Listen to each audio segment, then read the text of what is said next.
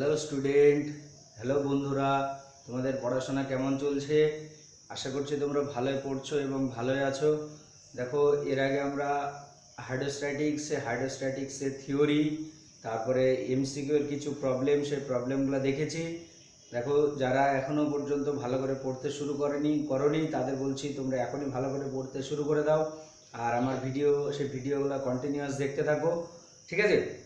দেখো, এর আগে যে আমরা লাস্ট করেছিলাম এই চ্যাপ্টারটার যে এমসিকিউ, সেই এমসিকিউ করেছিলাম এর আগের দিন, মনে হয় দেখবে 26 পর্যন্ত এমসিকিউটা হয়েছিল। আজকে যেটা আমি করব সেটা হচ্ছে 28 নম্বরের এমসিকিউ, ঠিক আছে? এটা very very important, MCQ number 28। দেখো, এমসিকিউ যেটা আছে আমি একবার পড়ছি।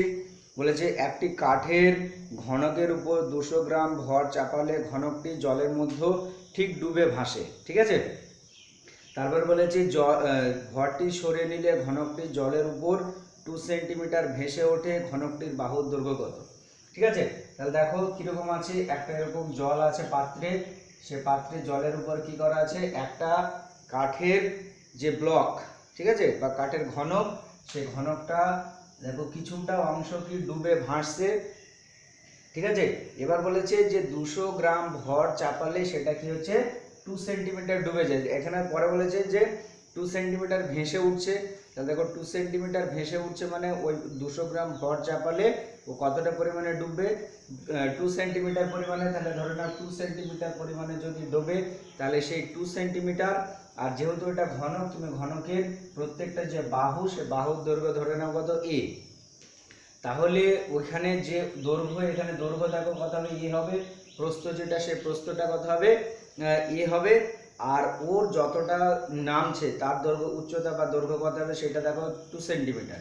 তাহলে ও যতটা আয়তনের তরল অপসারিত করবে, সে অপসারিত তরলের ওজন আর যে 200 গ্রাম ভরের বস্তুটা চাপানো হচ্ছে তার ওজন পরস্পর কি হবে, সমান হবে। কারণ এর আগে আমরা থিওরিতে দেখেছি।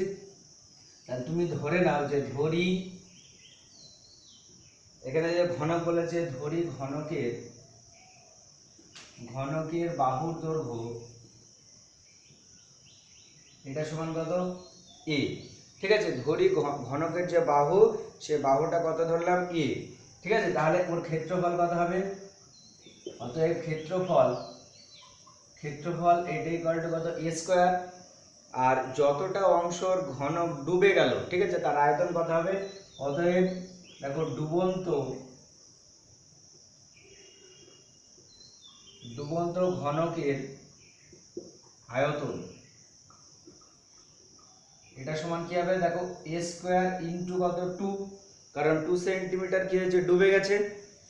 তাহলে যতটুকু অংশ ডুবলো, সেই ডুবন্ত অংশের যে আয়তন, সেই আয়তন কোনটা হবে, এইটা হবে। এবার দেখো, আমরা আর্কিমিডিসের সূত্র বা এখানে প্লবতা বল, সে প্লবতা বলের ইকুয়েশন থেকে কি জানি, যে সে বস্তুটার মানে কি করবে, যতটা আয়তনের তরল অপসারিত করবে, তার সঙ্গে তার যে ওজন আর বস্তুটার ওজনটা কি হবে, সমান হবে। তাহলে ওখানে দেখো ডুবন্ত ঘনকের আয়তন মানে যতটুকু অংশ ডুবলো, সেই অংশের আয়তন কত, অতটা। তাহলে এতটা আয়তনের কি করবে, তরল অপসারিত করবে। তাহলে ওই অপসারিত তরলের ওজন আর বস্তুর ওজন কি হবে, সমান হবে, ঠিক আছে? তাহলে এবার দেখো শর্তানুসারে কি লিখতে পারি আমরা, দেখো শর্তানুসারে এখানে ওই বস্তুটার ভর কত বলেছে, ভর হচ্ছে 200 ইন্টু কত, জি, তার মানে এটা কি হলো, ওজন হলো। এটা সমান কি হবে, বস্তুটার ওজন আর অপসারিত তরলের ওজনের সঙ্গে সমান হবে। তাহলে দেখো, অপসারিত তরলের যে আয়তন, সে আয়তন কোনটা, এটা। অপসারিত তরলের আয়তন হচ্ছে a স্কয়ার ইন্টু 2 ইন্টু কি হবে, যে তরলটা নির্গত হচ্ছে তার ঘনত্ব, সে ঘনত্ব কত, রো। এবার দেখো, যেহেতু এটা জল বলেছে, ঠিক আছে, তাহলে জল, তাহলে তার ক্ষেত্রে যে ঘনত্ব সিজিএস পদ্ধতিতে সেটা কত, 1 হবে। আর ওখানে ইন্টু কত হবে, জি হবে। দেখো, আয়তন ইন্টু ঘনত্ব, আয়তন ইন্টু ঘনত্ব ইকুয়াল টু ভর হয়, তাকে জি দিয়ে গুণ করলাম মানে কি, ওজন। অর্থাৎ দেখো, বস্তুটার ওজন আর অপসারিত তরলের যে ওজন, সেই দুটো পরস্পর কি হলো, সমান হয়ে গেল। তাহলে এখান থেকে দেখো জি কেটে গেল। তাহলে এখান থেকে দেখো এ স্কয়ার, সেই এ স্কয়ার ইকুয়াল টু কত, 200/2 মানে কত, 100। তাহলে দেখো এ স্কয়ার, সেই এ স্কয়ারের যে ভ্যালু সেটা কত আসছে, 100 আসছে, তাহলে এখান থেকে এ, সে এর ভ্যালু কত 10, অর্থাৎ ওই অতএব ঘনকের এখানে কি বার করতে বলেছে, ঘনকের বাহুর দৈর্ঘ্য, তাহলে ঘনকের বাহুর দৈর্ঘ্য এটা সমান কি হবে 10 সেন্টিমিটার। ঠিক আছে, তাহলে এইটা দেখো ভালো করে, আমরা এই যে থিওরি, সেই থিওরিটা আগে পড়েছিলাম যে কোনো একটা বস্তুর উপরে যদি জলের উপরে ভেসে থাকা বস্তুর উপরে কোনো একটা বস্তু চাপানো হয়, তাহলে বস্তুটার ওজন আর অপসারিত মানে বস্তুর দেখো সম আয়তন কি করবে, তরল অপসারিত করবে, তাহলে ওই যতটা অংশ সেই তরল অপসারিত করলো তার ওজন আর বস্তুর ওজন পরস্পর কি হবে, অবশ্যই সমান হবে। ঠিক আছে, এটা ভালো করে দেখবে, খুব গুরুত্বপূর্ণ একটা প্রবলেম।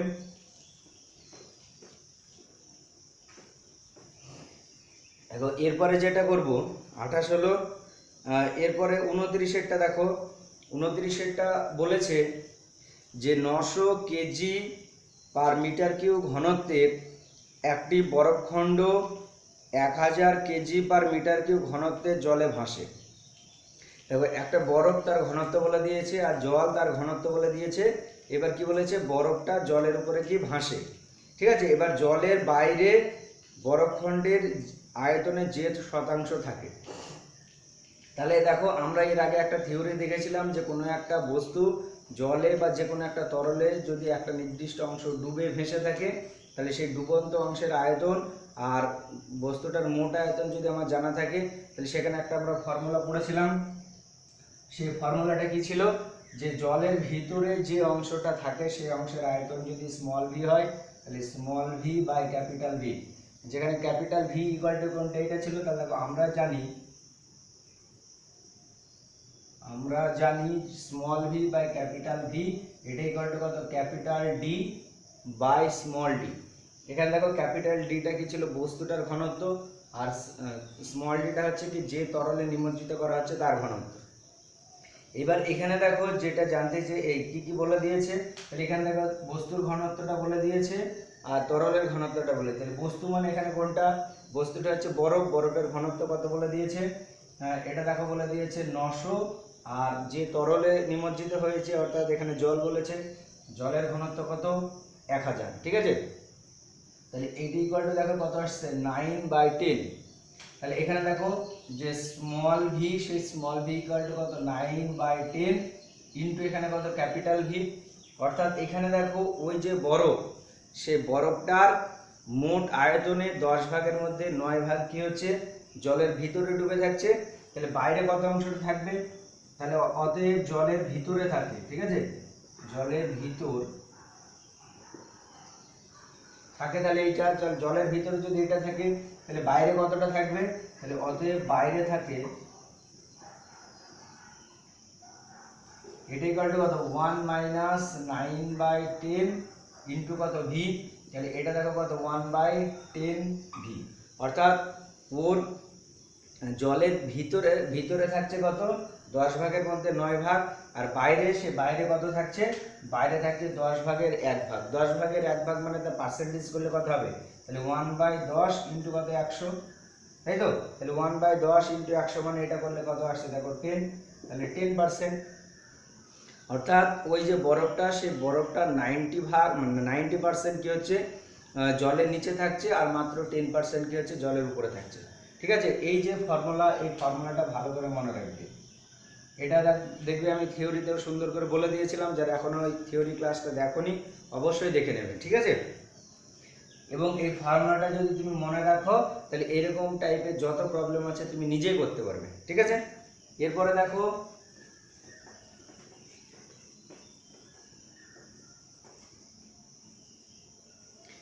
এরপরে যেটা করব সেটা হচ্ছে 30 নম্বরে।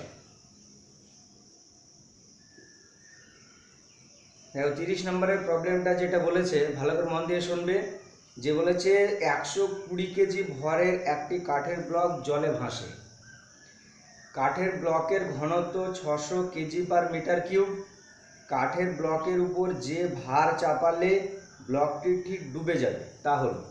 দেখো এখানে তাহলে কি দেওয়া আছে, এরকম ছবিটা যদি তুমি কল্পনা করো যে এরকম একটা জল, সে জলে এখানে তুমি ধরে নাও একটা কি কাঠের ব্লক ভাসছে। ঠিক আছে, এবার কাঠের যে ব্লক, সেই ব্লকটার কি বলে দিয়েছে, ভর বলে দিয়েছে।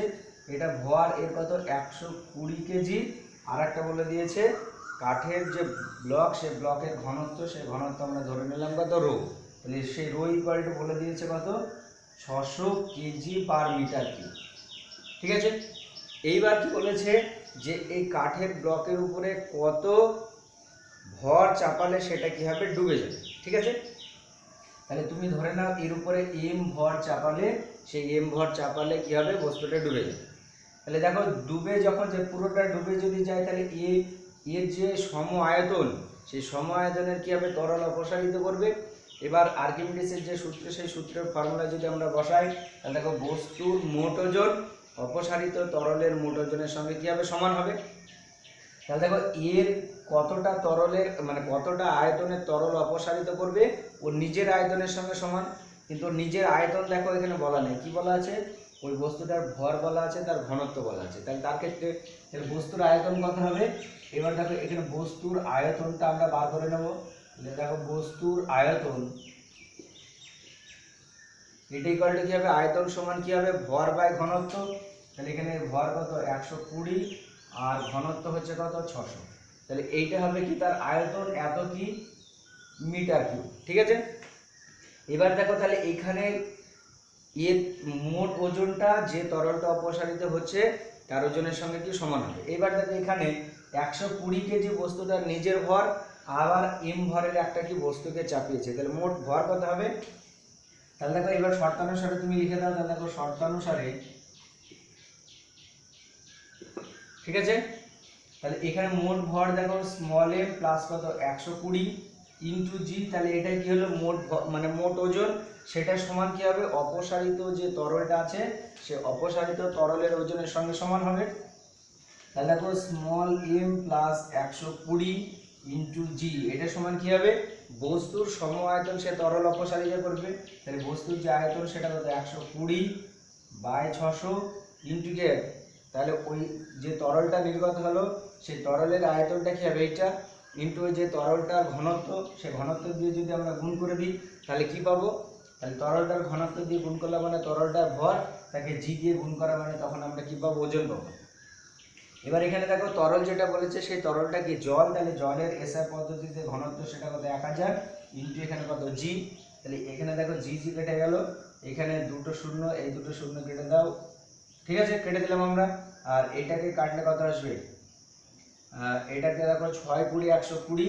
তাহলে এখানে দেখো এম প্লাস 120, এটা সমান কি আসছে দেখো 200।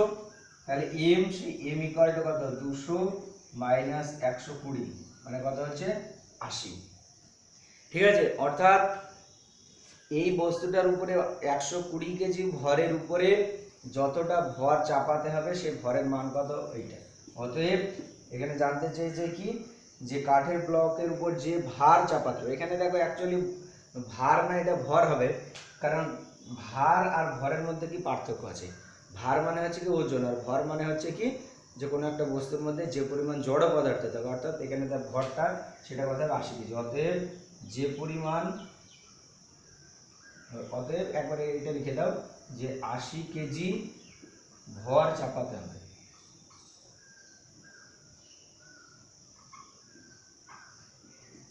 ঠিক আছে, ভেরি ভেরি ইম্পর্টেন্ট।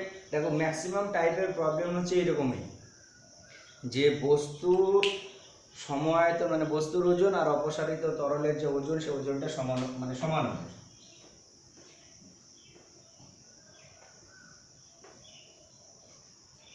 এরপরে দেখো, এরপরে 31 নম্বরের প্রবলেমটা। 31 নম্বরের প্রবলেমটা যেটা বলেছে ভালো করে দেখো, তোমরা বইটা পড়ো। বলেছে সমপ্রস্থচ্ছেদের একটি বস্তু একটি তরলে ভাসে। বলেছে তরলের ঘনত্ব বস্তুর ঘনত্বের 3 গুণ। ঠিক আছে, তাহলে এবার তারপরে বলেছে তরলের উপরে বস্তুটির সমগ্র আয়তনের যত অংশ থাকে তা হলো। ঠিক আছে, তাহলে সমপ্রস্থচ্ছেদের একটি বস্তু একটি তরলে কি ভাসে। এবার বলেছে তরলের ঘনত্ব বস্তুর ঘনত্বের কত 3 গুণ। তাহলে এবার আমরা ধরে নিই যে ধরি বস্তুর ঘনত্ব এটা ইকুয়াল টু কত রো। তাহলে তরলের ঘনত্ব কি হবে, দেখো তরলের ঘনত্ব, এবার দেখো বলেছে তরলের ঘনত্বটা কি বস্তুর ঘনত্বের 3 গুণ, তাহলে এটা কত হবে 3 রো হবে। ঠিক আছে, এবার তরলের উপরে বস্তুটির সমগ্র আয়তনের যতটা ভাসে, তাহলে দেখো এখানে আমরা দেখতে মানে এর আগে ফর্মুলা দেখেছি যে বস্তুর ঘনত্ব আর তরলের ঘনত্ব যদি দেওয়া থাকে তাহলে বস্তুর কতটা আয়তন তরলের নিচে থাকে সেটা আমরা বার করতে পারবো। তাহলে অর্থাৎ কতটা ডুবে থাকে সেটা যদি আমরা বার করতে পারি তাহলে ওই ফর্মুলা থেকে দেখো কতটা অংশ উপরে থাকবে সেটা বার করতে পারবো। তাহলে দেখো আমরা কি জানি, দেখো আমরা অনেক কিছুই জানি, ঠিক আছে, কিন্তু সেগুলোকে আমরা ঠিকঠাক অ্যাপ্লাই করি না। তাহলে আমরা কি জানি স্মল ভি, সেই স্মল ভি ইকুয়াল টু কত ক্যাপিটাল ভি, এটা ইকুয়াল টু হচ্ছে capital d by small d. দেখো আমরা অনেক কিছু জানি সেগুলো অ্যাপ্লাই করি না, আবার কিছু কিছু জানা জিনিস সেগুলো অ্যাপ্লাই করাও যায় না, তাই না? তাহলে এখানে যেগুলো আমরা জানি এবং যেগুলো অ্যাপ্লাই করা যাবে অবশ্যই সেগুলো অ্যাপ্লাই করব। তাহলে এবার এখানে দেখো বস্তুর ঘনত্ব বস্তুর আয়তন স্মল ভি মানে যতটা ডুবে থাকলো বাই ক্যাপিটাল ভি, এটা ইকুয়াল টু কি, এখানে দেখো বস্তুর ঘনত্ব, সেই বস্তুর ঘনত্বটা এখানে কত রো, তাহলে এখানে দেখো রো, আর তরলটার যে ঘনত্ব সেই তরলটার ঘনত্ব কি বলেছে 3 রো। তাহলে এটা হলো, তাহলে এখানে দেখো small v by capital v, এটা ইকুয়াল টু কত 1/3। তাহলে দেখো small v by capital v equal to কত 1/3, মানে কি বোঝাচ্ছে যে এখানে বস্তুটা যতটা অংশ ডুবে থাকবে সেটা কি 3 ভাগের 1 ভাগ, মানে 1/3 অংশ মানে ডুবে থাকবে। ঠিক আছে, তাহলে জলের ভিতরে থাকবে 1 অংশ, তাহলে বাইরে কত থাকবে, তাহলে অতএব জলের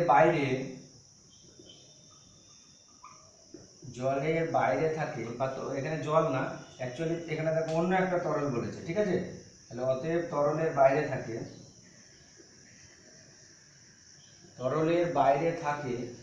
এটা ইকুয়াল টু কি হবে, দেখো 1 মাইনাস 1/3 কি হবে এত অংশ, বুঝতে পেরেছ? 1 মানে 3 ভাগের 1 ভাগ কি হচ্ছে জলের ভিতরে, তাহলে উপরে কত থাকবে, উপরে থাকবে এটা 1 মাইনাস এটা, তাহলে এটা দেখো কত হবে 2/3 অংশ, 1 ভাগ থাকছে জলের ভিতরে আর উপরে থাকছে কত 2/3 অংশ। তাহলে এইটা দেখো এই অপশনে আছে, এগুলো তোমরা সব বইটা ভালো করে দেখবে এবং দেখবে এরকম টাইপের উদাহরণে প্রচুর প্রবলেম আছে, সেগুলো তোমরা অবশ্যই চেষ্টা করবে। এরপরে যে প্রবলেমটা করব সেটা হচ্ছে 33।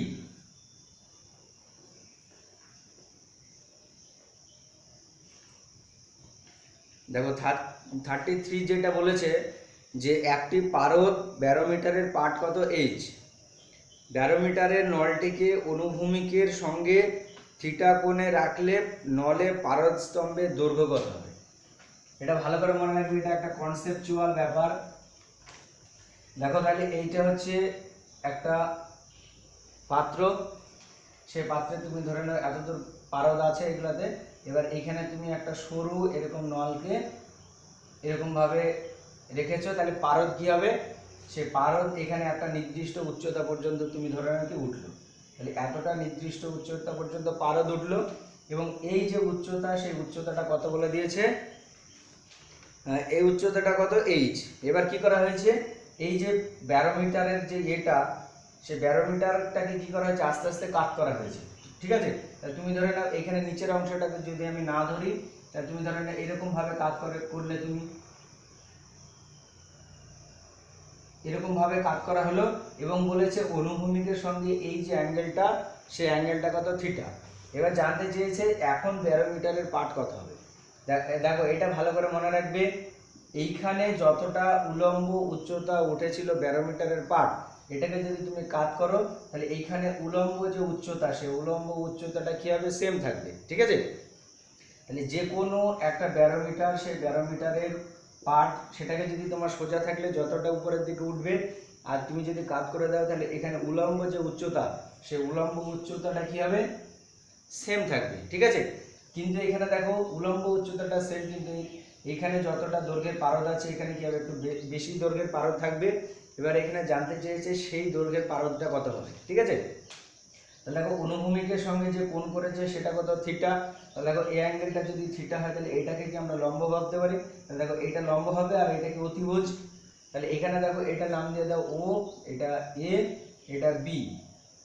ঠিক আছে, তাহলে দেখো ও এ বি একটা কি হচ্ছে সমকোণী ত্রিভুজ। এবার এখানে জানতে চেয়েছে তুমি ধরে নাও এখন পারদের যে উচ্চতা সেই উচ্চতাটা কত এইচ ড্যাশ।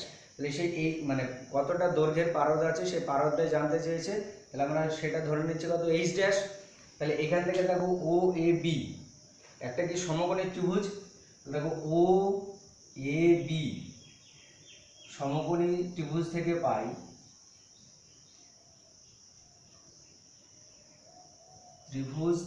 পাই কি পাবো দেখো ভালো করে। আমরা যদি সাইন থিটা বার করি, দেখো সাইন থিটা ইকুয়াল টু কি লম্ব বাই ভূমি, লম্ব বাই অতিভুজ। তাহলে এখানে দেখো সাইন থিটা সমান আমরা জানি লম্ব বাই কি হয় অতিভুজ। ঠিক আছে, এবার এখানে দেখো লম্ব মানে কোনটা এবি, মানে দেখো এইচ, তাহলে লম্ব মানে হচ্ছে কত এইচ, আর অতিভুজ মানে কত অতিভুজ মানে দেখো এইচ ড্যাশ। তাহলে এখানে দেখো এইচ ড্যাশ ইকুয়াল টু কত আসবে এইচ বাই সাইন থিটা। বুঝে গেল। এরকম টাইপের একটা প্রবলেম দেখবে তোমাদের উদাহরণে দেওয়া আছে, যে উদাহরণে দেওয়া আছে এখানে এ অ্যাঙ্গেলটা না বলে এ অ্যাঙ্গেলটা যদি থিটা হয়, অর্থাৎ উলম্বের সঙ্গে যদি অ্যাঙ্গেল থিটা হয় তাহলে তখন দেখবে এখানে এই এইচ ড্যাশ, তাহলে এটা যদি থিটা হতো তাহলে এটা কি লম্ব, তাহলে এটা কি হতো ভূমি। তাহলে তখন তুমি যদি ধরো কস থিটা বার করো, মানে উলম্বের সঙ্গে অ্যাঙ্গেলটা যদি থিটা হতো তাহলে দেখো cos theta, say cos theta equal to কি হয় আমরা জানি cos থিটা হচ্ছে তোমার ভূমি বাই অতিভুজ। তাহলে এখানে ভূমি কোণটা h আর অতিভুজ মানে কোণটা h ড্যাশ। ঠিক আছে, তাহলে এইখান থেকে যদি তুমি বার করতে তাহলে h ড্যাশ ইকুয়াল টু কত আসতো, তাহলে cos থিটা, সেই cos থিটা সমান হচ্ছে তোমার ভূমি বাই অতিভুজ। তাহলে এখানে এইটা হচ্ছে থিটা, তাহলে এটা ভূমি, তাহলে দেখো h বাই কত h ড্যাশ, তাহলে h ড্যাশের ভ্যালু কত হবে দেখুন, দেখো এটা হবে h বাই কত cos থিটা। তাহলে যে কোনো একটা বলে দে, কনসেপ্টটা তোমার ক্লিয়ার রাখতে হবে। তাহলে যদি ভূমির সঙ্গে অ্যাঙ্গেলটা বলে দেয় তাহলে তখন পারদ যতটা উঠবে সেটা ইকুয়াল টু কি হবে H dash equal to H by cos theta. আর যদি উলম্বের সঙ্গে অ্যাঙ্গেলটা বলে দিত তাহলে তখন এইচ ড্যাশ ইকুয়াল টু কত এইচ বাই কস থিটা। দুটোই ভালো করে মনে রাখবে, যে কোনো একটা দিতে পারে। আচ্ছা, এরপরে যেটা আমরা দেখবো সেটা হচ্ছে তোমার 37।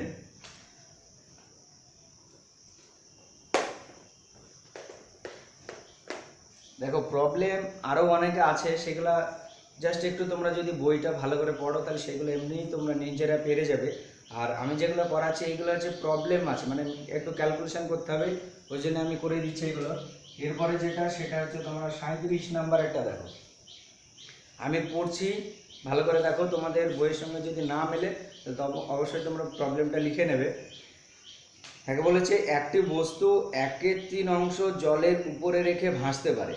ঠিক আছে, এবং তাহলে একটি বস্তু 1/3 অংশ জলের উপরে রেখে ভাসতে পারে এবং অপর একটি তরলের উপর 3/4 অংশ রেখে ভাসতে পারে।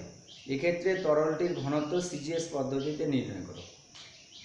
তাহলে দেখো ফার্স্টে কি জলের ক্ষেত্রে বলে দিয়েছে, তাহলে এখানে দেখো জলের ক্ষেত্রে যে অংশটা উপরে থাকে, তাহলে জলের উপরে থাকে কত 1/3 অংশ, তাহলে ভিতরে কত থাকবে, তাহলে এবার দেখো তাহলে জলের ভিতরে থাকে, জলের ভিতরে থাকে বস্তুটি দেখো 1 মাইনাস 1/3 অংশ। ঠিক আছে, 1 মাইনাস কত 1/3 অংশ, এটা সমান কত 2/3 অংশ। অর্থাৎ দেখো ওই যে বস্তুটা সেই জলে যদি তুমি ডুবিয়ে দাও তাহলে 2 ভাগ অংশ কি হবে নিচে থাকবে, আর উপরে কত অংশ থাকবে 1 অংশ। তাহলে এবার দেখো, এবার আমরা জানি কি, দেখো আমরা জানি যে small v by capital v এটা ইকুয়াল টু কত ক্যাপিটাল ডি বাই কত স্মল ডি। ঠিক আছে, এবার দেখো এখানে small v by capital v তার ভ্যালু কত বলে দিয়েছে 2/3, তাহলে 2/3 ইকুয়াল টু কি হবে, এটা ক্যাপিটাল ডি হচ্ছে কি বস্তুটার ঘনত্ব, তাহলে এখানে বস্তুটার ঘনত্ব ক্যাপিটাল ডি বাই এটা যেহেতু জলে ডুবেছে তাহলে স্মল ডি কি জলের ঘনত্ব সেটা কত 1, তাহলে এখান থেকে দেখো ডি, সেই ডি এর ভ্যালু কত হলো 2/3, অর্থাৎ এখানে প্রথম যে কন্ডিশনটা দেওয়া আছে সেই কন্ডিশন থেকে আমরা কি বস্তুটার যে ঘনত্ব সেই বস্তুটার ঘনত্ব পেয়ে গেলাম। এবার তারপরে কি বলেছে যে অন্য একটা তরলে কি করা হয়েছে, ওটাকে ডোবানো হয়েছে। তাহলে অন্য একটা তরলে করলে বাইরে যে অংশটা থাকে সেটা কত, 3/4 অংশ। তাহলে অন্য তরলে ডোবালে দেখো অন্য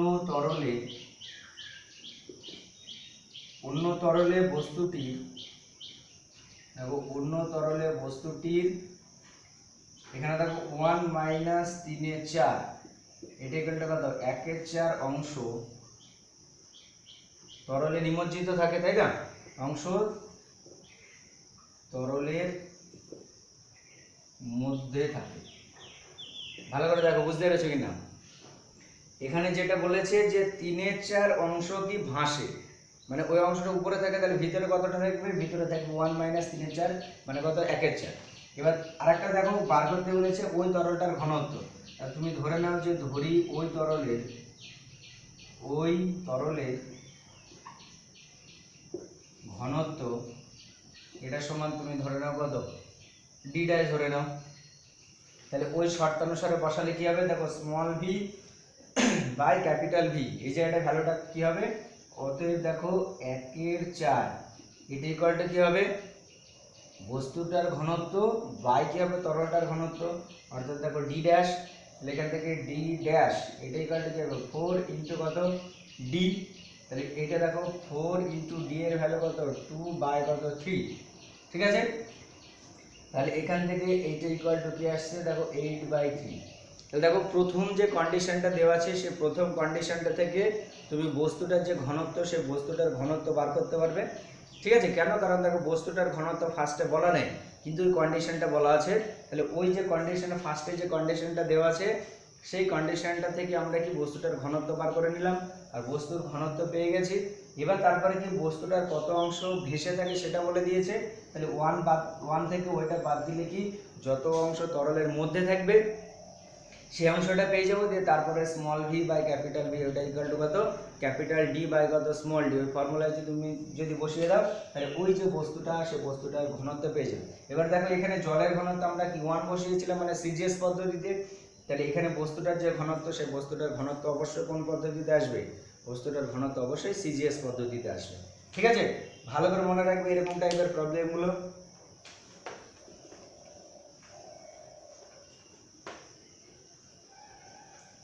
তাহলে দেখো আমরা আগে যে থিওরিগুলো পড়েছিলাম সেই থিওরি যে বিভিন্ন ফর্মুলা, সেই ফর্মুলাগুলো আমার কাজে লাগছে। তাহলে ওই জন্যে তোমরা ভালো করে থিওরিগুলো লিখে লিখে প্র্যাকটিস করবে। আর থিওরি যে ফর্মুলাগুলো আমরা ফাইনাল যে ইকুয়েশনগুলো পাচ্ছি সেই ইকুয়েশনগুলো যদি তুমি ভালো করে মনে রাখো এবং ঠিকঠাক অ্যাপ্লাই করতে পারো, দেখবে ম্যাক্সিমাম প্রবলেম তুমি এমনি পেরে যাবে, ঠিক আছে? আচ্ছা, এরপরে যেটা করব সেটা হচ্ছে, এটা কতটা হলো, 37 নম্বরেরটা। এবার যেটা করব সেটা হচ্ছে 39। দেখো এখানে একটা ছবি দিয়ে দিয়েছে, চিত্রে প্রদর্শিত পাত্রে 900 কেজি পার মিটার কিউব ঘনত্বের তরল রাখা আছে। পাত্রটির তলদেশে তরল দ্বারা প্রযুক্ত বল নির্ণয় করতে বলেছে। দেখো তাহলে এরকম একটা বলে দিয়েছে, ছবিটা দেখো,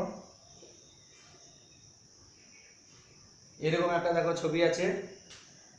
উপরের অংশের যে আয়তন 10⁻³ মিটার কিউব বলেছে, আর নিচের অংশের আয়তন বলেছে 2 × 10⁻³ মিটার কিউব, ঠিক আছে?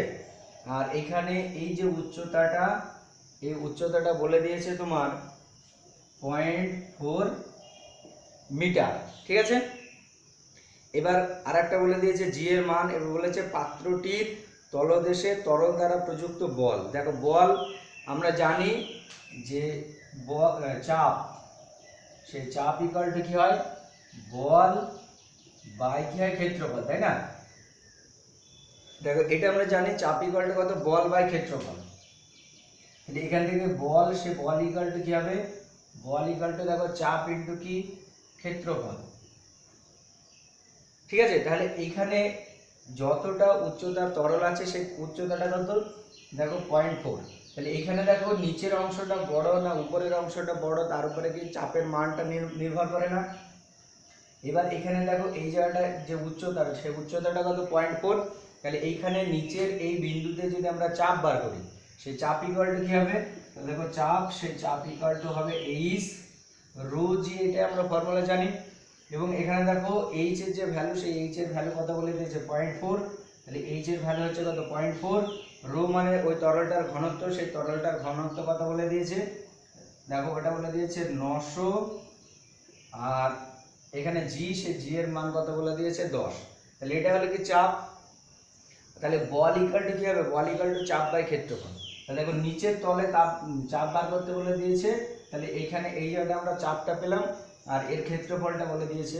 তাহলে অতএব দেখো এটা কি হবে, যে বল, সেই বল সমান কি চাপ ইন্টু ক্ষেত্রফল, মানে 0.4 ইন্টু দেখো কত 900 ইন্টু এখানে কত 10 বাই কি তার ক্ষেত্রফল, এই হ্যাঁ ইন্টু ক্ষেত্রফল। তাহলে ইন্টু ক্ষেত্রফল মানে হচ্ছে 2 ইন্টু কত 10⁻³ ঠিক আছে। তাহলে এটা ইকুয়াল টু দেখো কত আসছে, এখানে যদি তুমি পয়েন্টটা তুলে দাও তাহলে নিচে কি হলো একটা 10, তাহলে এই 10 কেটে দাও, ঠিক আছে। তাহলে এইটা দেখো কত হচ্ছে 4 ইন্টু 9 ইন্টু কত 2 ইন্টু এটা দেখো মানে কি, এইটা মানে হচ্ছে তোমার 9 ইন্টু 100 লিখতে পারি, 100 মানে 10 স্কোয়ার, তারপরে ইন্টু এখানে দেখো এই জায়গাটা কত হচ্ছে 10⁻⁻1 ঠিক আছে। 10⁻⁻1 মানে নিচে আমি একটা কি করে দিলাম 10 লিখে দিলাম, ঠিক আছে। এবারে উপরেরটা গুণ করো, দেখো 4 9 কত হয় 36, 36 দোকানে কত 72, তাহলে এটা কত আসছে 72/10 মানে কত হচ্ছে 7.2। তাহলে এটা হচ্ছে 7.2। এটা কি বলে দিয়েছে বল, বল মানে কি হয় নিউটন, তাহলে এত নিউটন। তাহলে অতএব এই যে নিচের তল, সে নিচের তলে ক্রিয়াশীল বল, সে বলটা কত হবে 7.2 নিউটন। আচ্ছা এখান থেকে আরেকটা জিনিস আমি বলে দিই, যে এটা হয়তো থিওরি জানো আমার বলতে খেয়াল নেই, দেখো এটাও কিন্তু খুব গুরুত্বপূর্ণ, বলেছিলাম কি আমার খেয়াল নেই। দেখো হাইড্রোস্ট্যাটিক্স প্যারাডক্স বা উৎস্থৈতিক কূট, উৎস্থৈতিক কূটটা কি আরেকবার বলে দিই যদিও বলা হয়ে থাকে। দেখো যে তুমি যদি এরকম টাইপের দুটো পাত্র নাও, ধরো এরকম একটা পাত্র নিলে, এরকম টাইপের একটা পাত্র আর এরকম টাইপের একটা পাত্র, ধরো একই উচ্চতা, ঠিক আছে, এই একটা পাত্র এই একটা পাত্র। তাহলে দেখো এইখানে এই যে দুটো, সেই দুটোর উচ্চতাটা কি সেম, এটা তুমি ধরে নাও এটার উচ্চতাটা কি সেম। আচ্ছা ওইরকম যদি না হয়, এরকম ধরে নাও একটা হলো এটা দেখো দুটো তো একই রকম হয়ে যাচ্ছে, একই রকম যদি না হয় এরকম হয়, একটা তুমি ধরে নাও এরকম বিশাল বড় পাত্র এরকম, আর এরকম একটা ধরো সরু পাত্র এরকম তুমি ধরে নাও, ঠিক আছে। এবার দেখো এই যে দুটো পাত্র, সেই দুটো পাত্রের যে উচ্চতা, সেই উচ্চতাটা কি আছে সেম আছে। এটা ধরো উচ্চতা এটা কত হচ্ছে h, এটারও উচ্চতা কত h। এবার এইরকম পয়েন্ট, এই পয়েন্টে যদি আমরা এর ক্ষেত্রে চাপ বার করি, সেই চাপ ইকুয়াল টু কি হবে h রো জি হবে। এটার ক্ষেত্রেও দেখো যে চাপ, সেই চাপের ভ্যালু কত হবে h রো জি, ঠিক আছে। অর্থাৎ এইবার এখানে এই যে তুমি এইটাকে, এবার তুমি এটাকে যদি ধরো অনেক সরু করে দাও, এটাকে ধরো এইটার সমান সরু করে দেবে, মানে ওইটার যতটা সরু ততটা পরিমাণে তুমি কি সরু করে দেবে, মানে এর নিচের দিকে প্রস্থচ্ছেদের ক্ষেত্রফল যতটা আছে, এরও নিচের দিকে প্রস্থচ্ছেদের ক্ষেত্রফল কত করে দিলে সেম করে দিবে। তাহলে দেখো এর উপরে যতটা, এই যে অংশটা তুমি নিয়েছো, এই অংশের উপরে কতটা চাপ পড়বে, তাহলে এই অংশের নিচের যে অংশটা নিয়েছো তার অংশে, এই অংশের চাপ তুমি ধরে নেবে কত, ক্ষেত্রফল সেটা কত এ। তাহলে এই নিচের এখানে ক্রিয়াশীল বল কত হবে, দেখো এইচ রো জি ইন্টু কত হবে এ হবে। এর ক্ষেত্রেও এর যে ক্ষেত্রফল, সেই ক্ষেত্রফলটা কত সেম। তাহলে এর ক্ষেত্রে যে ক্রিয়াশীল বল, সে বল ইকুয়াল টু কি হবে, দেখো এইচ রো জি ইন্টু কত হবে এখানে এ হবে। তাহলে দেখো এইখানে এই যে পাত্র, এই পাত্রটা দেখো এর থেকে কি অনেক বেশি পরিমাণে কি তরল আছে, আর এই পাত্রে কি কম পরিমাণে তরল আছে। কিন্তু নিচের এটার ক্ষেত্রে যদি তুমি চাপের কথা দেখো, ক্রিয়াশীল বল, সে বলটা দেখো এখানে যা যতটা হবে এখানে ক্ষেত্রে কি হবে তাই হবে, বা এটাতেও দেখো চাপ যা হবে এটাতেও চাপ চাই হবে, চাপ তাই হবে। তাহলে কিন্তু দেখো যদি সাধারণ দৃষ্টিতে আমরা ভাবি যে এটার ক্ষেত্রে অনেক বেশি কি আছে তরল আছে বা জল আছে, এটার ক্ষেত্রে কি কম তরল আছে, তাহলে এইটাতে কি চাপ বা ক্রিয়াশীল বল তো বেশি হওয়া উচিত ছিল। দেখো প্যারাডক্স, প্যারাডক্স মানে তোমার দেখে একরকম, প্যারাডক্সের বাংলা হচ্ছে যে মানে সন্দেহ পড়ে যাওয়া, মানে তোমার দেখে একরকম মনে হবে কিন্তু কাজে আর এক রকম, ঠিক আছে। তাহলে সেটাকে বলা হয় কি প্যারাডক্স বা কুট বলা হয়, ঠিক আছে বাংলাতে। তাহলে দেখো এইটার ক্ষেত্রে অনেকটা বড় আর এটার ক্ষেত্রে ছোট, কিন্তু নিচের যে কোনো একটা বিন্দুতে তুমি চাপের কথা ভাবো যা বা ক্রিয়াশীল বল কথা ভাবো, সেটা কি হবে, সেম হবে, ঠিক আছে। ওই জন্য এটাকে বলা হয় কি হাইড্রোস্ট্যাটিক্স প্যারাডক্স। অর্থাৎ দেখো একই উচ্চতা সম্পন্ন বিভিন্ন আকৃতির যদি তুমি কি নাও পাত্র নাও, তাহলে এখানে প্রত্যেকটা নিচের বিন্দুতে যে প্রেশার, সে প্রেশারের ইকুয়েশন কী হবে, সেম হবে, কিন্তু জলের পরিমাণ, সেই জলের পরিমাণটা কি এখানে আলাদা। তাহলে এই যে ঘটনা, এই ঘটনাটাকে বলা হচ্ছে কি হাইড্রোস্ট্যাটিক্স প্যারাডক্স। এই হাইড্রোস্ট্যাটিক্স প্যারাডক্সটাও দেখবে তোমাদের বইয়ে মনে হয় লাস্টের দিকে একটা জায়গায় ছোট্ট করে দেওয়া আছে ছায়ার বইয়ে, ওটা অবশ্যই ভালো করে দেখবে, এটা খুব গুরুত্বপূর্ণ একটা কোশ্চেন।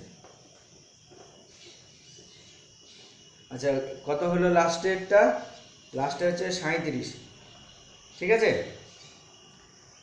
আচ্ছা এরপরে আর এমসিকিউ যেগুলো আছে করার দরকার নেই, দেখো বাকি যে কয়েকটা আছে ওইগুলো করে দেওয়া আছে কয়েকটা। আর এরপরের দিন যে সেট ওয়ান, সেই সেট ওয়ানের প্রবলেমগুলো আমি করব। আর এগুলো অবশ্যই তোমরা সুন্দর করে একবার ভালো করে দেখবে খাতায় লিখে। আর আগের যে প্রবলেমগুলো, সেই আগের প্রবলেমগুলো আশা করছি তোমরা খাতায় লিখে নিয়েছো। আর যারা থিওরি ক্লাস এখনও দেখোনি, অবশ্যই থিওরি ক্লাসটা দেখবে। এরপরের দিন যে সেট ওয়ান, সেই সেট ওয়ানের প্রবলেমটা হবে।